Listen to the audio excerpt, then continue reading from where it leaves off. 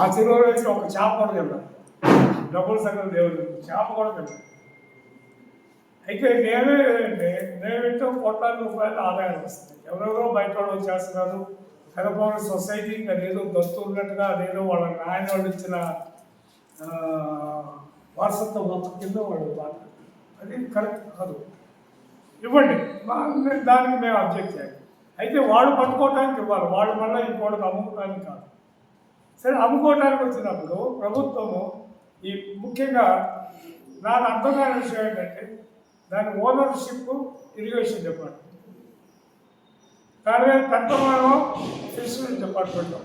కనీసం ఫిషరీస్ వాళ్ళు పలానా వాళ్ళకి ఇస్తున్నామని ఇరిగేషన్ వాళ్ళు కూడా చెప్పాలి. సో ఇది పరిస్థితి. నేనేమంటానంటే ఇప్పుడు ₹1,00,00,000 ఆదాయం వచ్చినప్పుడు 25% ఇవ్వండి మెయింటెనెన్స్, రిజర్వాయర్ మెయింటెనెన్స్. 25 లక్షలు వస్తే కొత్త మెయింటైన్ అవుతుంది కదా ప్రాజెక్ట్. ఇవాళ దానికి గ్రీజ్ పెట్టడానికి కూడా వాళ్ళ దగ్గర డబ్బులు. ఇప్పుడు కొత్త తలుపులు కూడా ఏదో అవుతుందో ఎంత డ్యామేజ్ అయిందని చెప్తున్నారు. ఏదన్నా అనుకోని అవాంతరం ఏర్పడితే మళ్ళీ అదే ప్రాబ్లం వస్తుంది. మీ అందరికి గుర్తుందో లేదు, కొంతమంది కన్నా గుర్తుంటుంది ఆ రోజు జరిగిన అన్యాయం. మనకు దిగిపోయింది, చాలా వాటర్ వచ్చి ఊళ్ళు మునిగిపోయింది.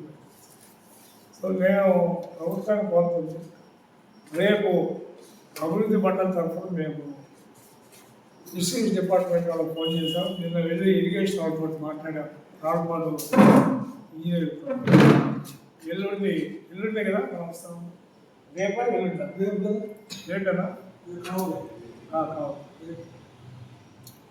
రేపు పోయి ఫిషరీస్ వాళ్ళతో మాట్లాడి దాన్ని సరైన పద్ధతిలో దీనికి తగిన ఆదాయం వచ్చే విధంగా చేయాలా, లేకపోతే మేము అడ్డుకొని తీస్తాం.